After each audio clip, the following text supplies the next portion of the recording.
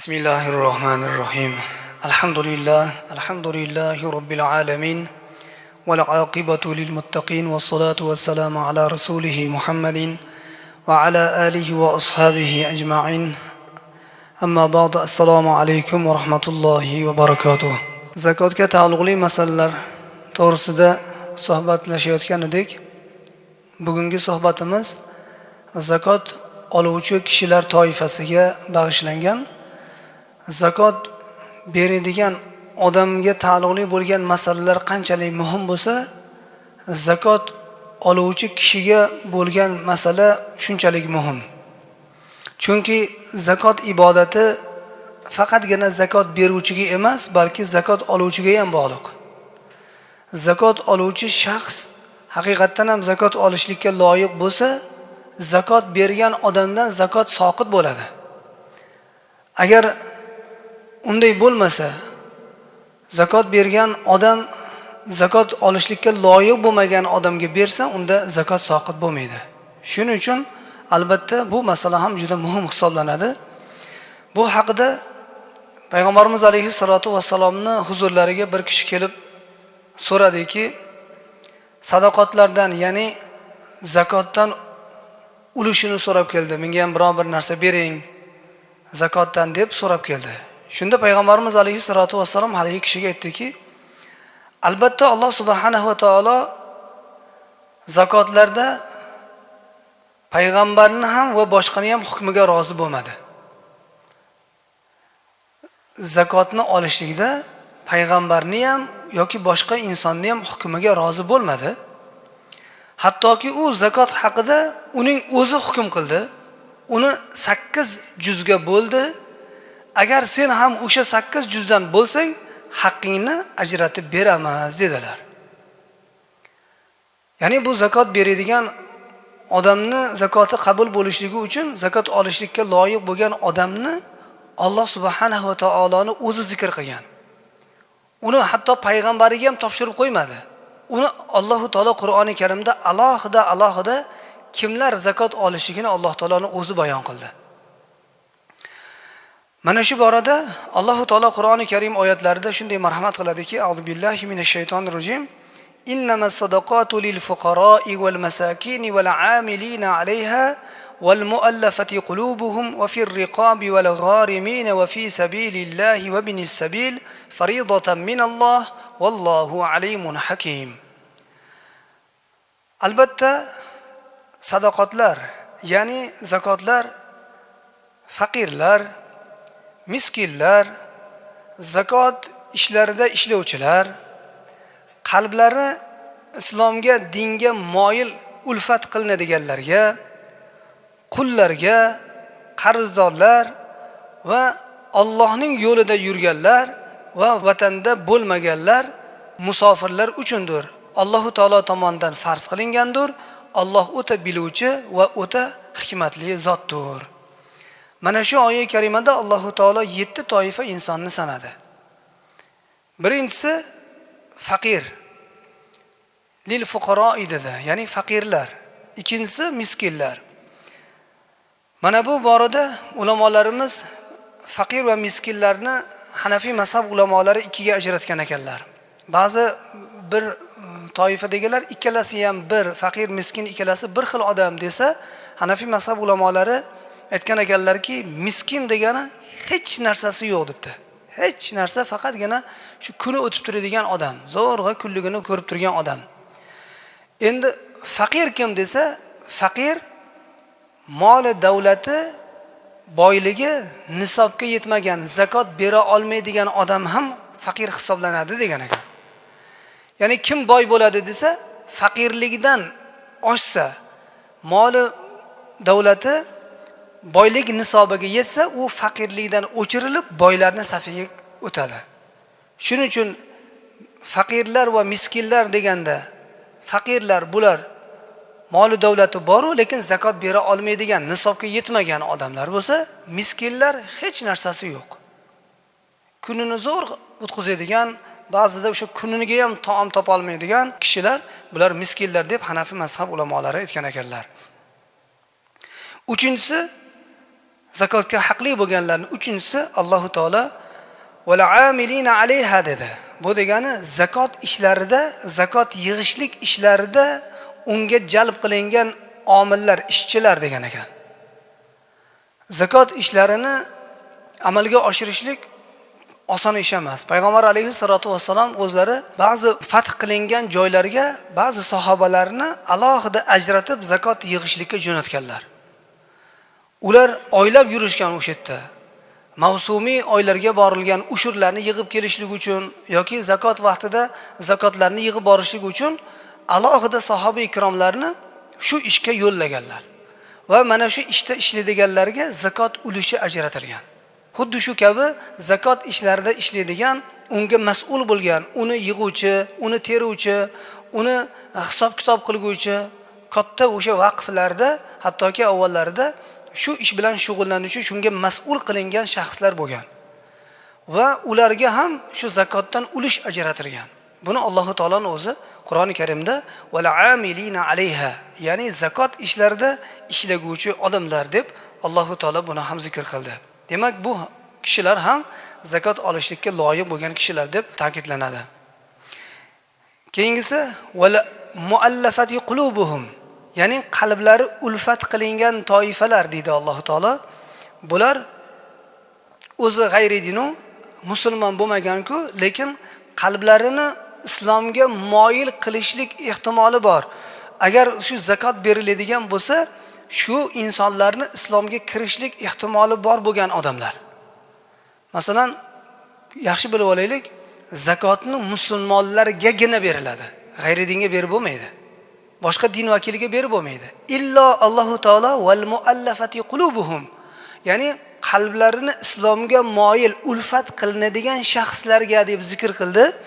Bunda ulamolarimiz aytgan ekanlarki, xosatan Hanafiy mazhab ulamolari aytgan ekanlarki, bu hukm aynan qalblarini ulfat qilinadigan kishilar degan bu jumla nasx bo'lgan degan ekanlar. Nasx degani hukmi to'xtagan. Chunki islom avvalida haqiqatan ham dinga moyillik bor edi. Shu zakot beradigan kishilarga ajratishlik mobaynida shu islomga moyil bo'lgan odamlarga ham berilardi. Lekin shunday holatga keldiki, musulmonlar zakot beradigan mavsum kelganda g'ayridinlar o'zlarini musulmonlikka moyil qilib ko'rsata boshladi. Sizlarning islomiylar zo'rdi, musulmonlar yaxshidi, ihson qiladi-da, uydi qilib, ularning yollariga kirib zakot olgandan keyin yil 12 oy ko'rinmaydigan bo'lib qoldi. Ya'ni o'zlarining ishi bitdi, ishlari bitgandan keyin zakotini olgandan keyin go'yoki bu ishlari soxta bo'lib qoldi. Shundan keyin bu ishga chek qo'yildi. Ya'ni to'xtatildi. Nima bo'ldi? Bu oyat-i karimani suiiste'mol qila boshladi. G'ayridinlar aynan musulmonlarning zakotidan foydalanishlik uchun o'zlarini musulmonlarga moyil qilib ko'rsatib, pullarini olgandan keyin yana nima qildi? O'zlarini bilganchalik yana o'zini dinni davom etaverdi. Shundan keyin ba'zi ulamolar yo'q, bu ish to'xtatilgan. Bu ishga hozir unday holat yo'q deydi. Va ba'zi ulamolar aytadilarki, buni ham o'zining sababi bor, buni ham bir ikkita omillari bor. Shunday holat bo'ladiki, buni bir necha qismga bo'lishligi mumkin debdilar. Agar debdilar o'zi asl musulmon bo'lmasa-da, lekin zakotdan biror bir ulush berilsa, u kishini, ya'ni o'sha g'ayridinni o'zi ham, uni ahli oilasi ham islomga kirishlik ehtimoli bor. Zo'rg'a o'sha ostonada turibdi. Agar ha devorsa kirib ketadi. Ana o'shanday odamlarga bersa bo'ladi debdi.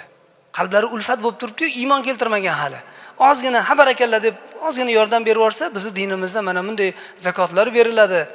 Kambag'allarni shunda bir qo'llab, ba'zi shunday holat bo'lyaptiki, hozirgi kunda ham hatto musulmon bo'lib boshqa dinga kirib ketishlikka sabab ana o'sha missionerlarni moliyaviy, moddiy ko'magi bilan o'zini dindan kechiryapti hatto musulmonlar ham.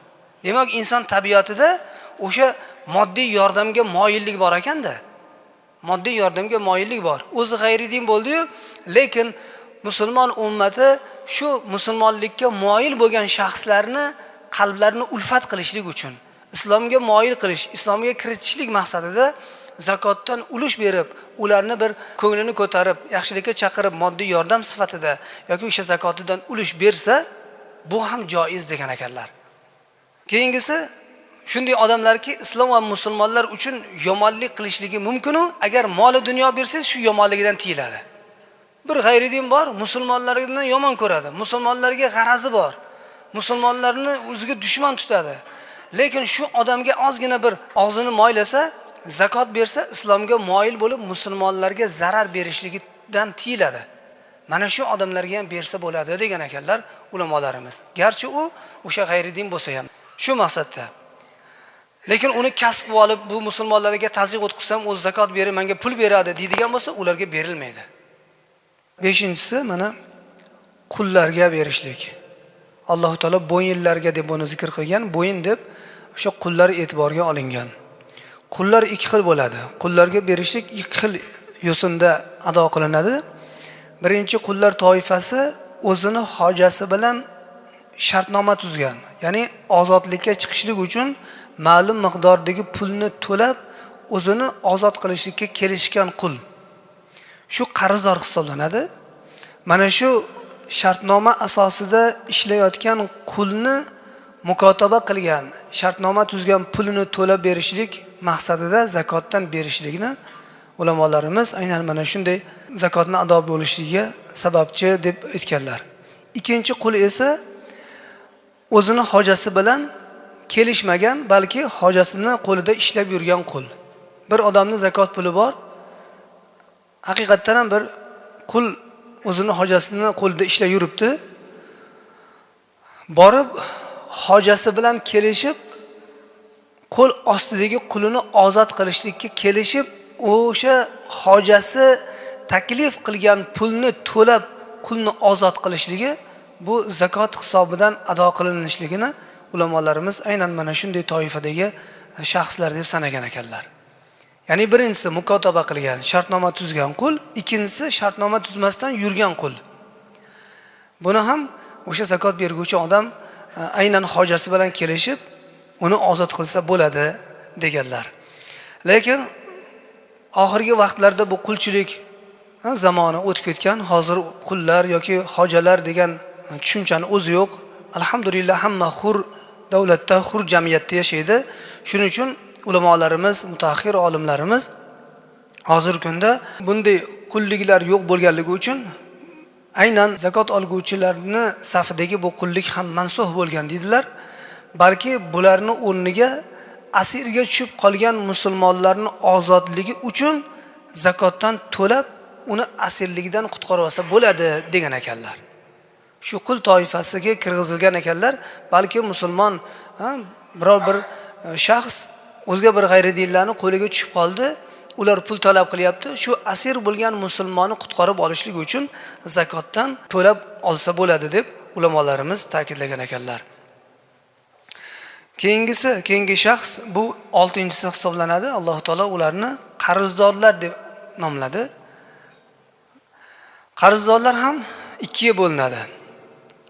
O'zi uchun sarflab qarz bo'lgan odamlar, ikkinchisi o'zgalar uchun sarf qilib qarzdor bo'lib qolgan qarzdorlar. Birinchisi o'zini biror bir kamchiligi uchun biror bir narsadan qarzdor bo'lib qolgan. Bu qarzni to'lashligida muddati kelgan, lekin to'la olmayapti. Mana shunday vaqtda bu qarzdorga qarzini uzishlikda yordam bersa bo'ladi. O'zi uchun qarz bo'lganlar ham, uni ham o'ziga yarasha shartlari bor. O'sha birovdan qarz bo'ldi-yu, qarzini o'zi to'lay olmaydigan holatga tushib qoldi. Ikkinchisi qarzni halol va muboh yo'lga olib qarzdor bo'lgan bo'lsa, ana o'shanga bersa bo'ladi. Qarz bo'ldi-yu, harom xarij ishlardan, qimordan yoki ichishlikdan, nashavandlik yoki giyohvand moddalarni sotish uchun qarzdor bo'lgan bo'lsa, unday qarzdorlarga berib bo'lmaydi. Qimorda yutqazib qo'yganlar nechtasi? Kelyapti masalasini so'rab. Internet tarmog'ida, ijtimoiy tarmoqlarda yutqazib qo'yib 25 ming dollarga tushib qolib qarz so'rayapti ekan. Shunga zakot bersam bo'ladimi deyapti. Demak, mana shunday vaqtlarda harom xarij ishlarga qarzdor bo'lmasa, undan halol narsalarga qarzdor bo'ldi. O'sha qarzni muddati kelib turibdi. O'sha muddati kelgan qarzga to'lab olishligi uchun qarzdorga zakot bersa bo'ladi. Keyingisi o'sha qarzni hozir to'lashligi kerak. Yillar mobaynida to'lanadigan qarzni bir vaqtda berilmaydi. Masalan, bir odam 10 yilga muddati bilan qarzdorlik bo'lgan, hozirgi kungacha bo'lgan qarzdorligini qarzdorlik deyiladi. 10 yil keladigan qarzdorligini qarzdorlik deyilmaydi. Chunki to u kelmaguncha u qarzdor emas. Chunki uni qarzdorligi muddatga belgilangan qarzdorlik hisoblanadi. Ya'ni to'lab berishligi uchun muddat hisobidan 10 yilga uy olgan. 10 yilga uy olgan odam har oy, har yili to'lash kerak. 10 yillik meni qarzim bor, 150 million qarzdorman deb hammaga jar solishligi shart emas. U qarzdor faqat shu oy kuni, mana masalan shu aprel oyiga qarzdor. Aprel oyigacha bo'lgan kungacha qarzdorligi bo'lsa, ana uni qarzdor deb atasa bo'ladi. Hali 10 yil keladigan qarzdorligini 350 million pulim qarzdorman, hali men hech kimga pul bera olmayman, zakot bera olmayman deyishligi bu noto'g'ri hisoblanadi. Bu zakot beruvchilarga ham taalluqli. Men hali qarzdor ekanman, hali bo'ynimda 350 million pul turibdi, uni muddatga olgan. Muddati kelgan kuniga qarzdor bo'ladi. Muddati kelmagan kuniga qarzdor bo'lmaydi. Bu odam shu kunga qadar agar to'lamagan bo'lsa, masalan aprel oyigacha muddatli to'lovini qanchasini to'lamagan bo'lsa, shuncha pulini zakot berguvchi odam chiqaradida, qolganidan zakot beradi. Qarzdor odam o'zi muhtoj bo'lsa-yu, lekin hali muddati kelmagan qarzdorlik kunlaridagi, oylardagi, yillardagi qarzdagi uchun zakot talab qilishligi mumkin emas. Shu kunga qadar agar qanchasini to'lamagan bo'lsa, shu kunigacha to'lashligi uchun olsa bo'ladi degan ekanlar.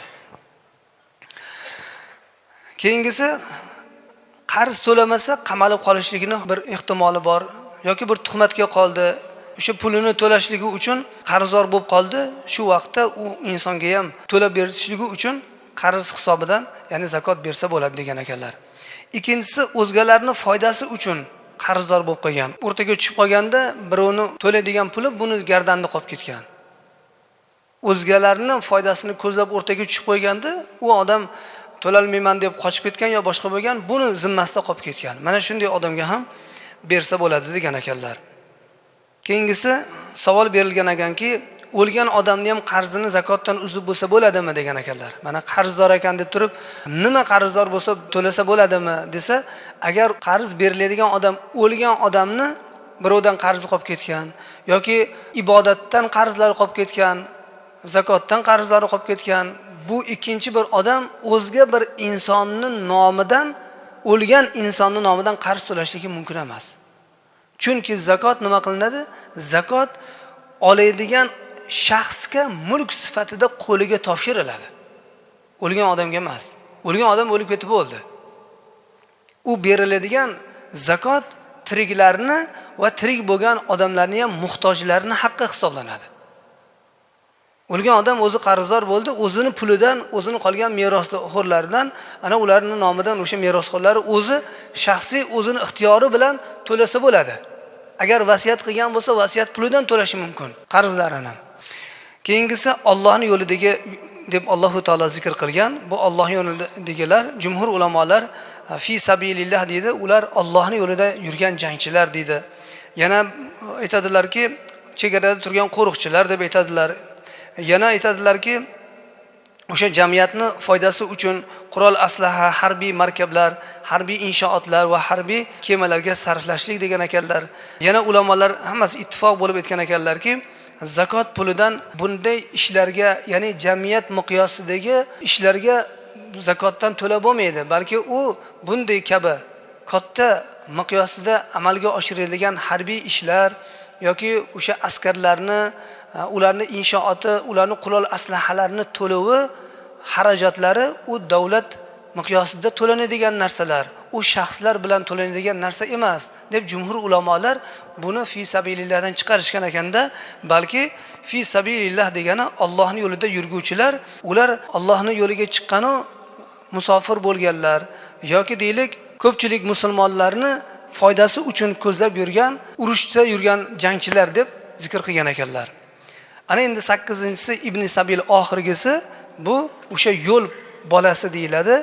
Yo'l bolasi musofir, o'zini yurtidan o'zga bir yurtga borganu, lekin o'zga yurtdan o'zini yurtiga kelishligi uchun yo'li to'silib qolgan yoki qo'lida mablag'i qolmagan, kelishlikka imkoni qolmagan musofir. Xoh u Ibn Sabil deyilganda o'sha safarga chiqqan odamlar ham har xil bo'ladi degan ekanlar. Ba'zilari rizq talabida, kasb hunar qilishlik uchun chiqqan, yana ba'zilari ilm olishlik uchun chiqqan, yana birlari o'sha Alloh yo'lida safar qilishlik uchun chiqqan va to'rtinchisi ibodat uchun haj yoki umraga borib, u yerda o'sha pulsiz, yemaksiz qolib ketib, yurtiga kela olmagan odamlar uchun ham mana bu zakotdan bersa bo'ladi, garchi ular o'zini yurtida boy bo'lib, u yoqda qolib ketgan bo'lsa ham debdi. Chunki ularga foyda uzilgan, yon atrofidan qarz olishlikning imkoni yo'q. U yerda yo'li to'silib qoldi, mablag'i qolmadi. Shu vaqtda u insonlarni ham mana shunday zakot berib, ularning qarzlarini uzib olishlik yoki yurtiga yetib olishlik uchun bunga sarf qilsa bo'ladi deb ulamolarimiz marhamat qilgan ekanlar. Demak, mana bu sanalgan 8 ta toifa insonlar zakot oluvchi toifalar hisoblanadi. Alloh taolo barchamizni avvalo zakot berguvchilardan qilsin. İnşallah mana suhbatimiz mana shu yerda nihoyasiga yetdi. Subhanakallohumma bihamdik nashhadu an la ilaha illa anta nastagfiruka va natubu ilayk. Allohumma ahsin aqibatana fil umuri kulliha wa ajirna min hizyid dunya wa azabil akhirah innaka ala kulli shay'in qadir wa sallallahu wa sallama ala khayri khalqihi Muhammadin wa alihi wa ashabihi ajma'in. Allahu akbar. Assalomu alaykum va rahmatulloh.